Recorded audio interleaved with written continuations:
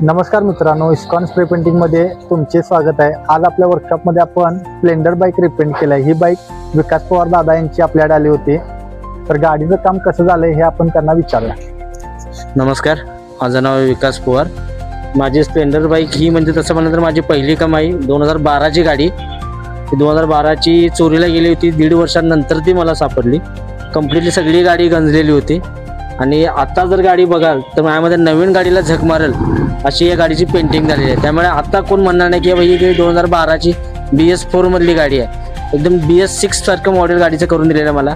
एकदम अतिशय चांगलं पेंटिंगचं काम झालेलं आहे। थँक्यू दादा, तुम्ही गाडी माझी पेंटिंग व्यवस्थित केल्याबद्दल। थँक्यू, धन्यवाद।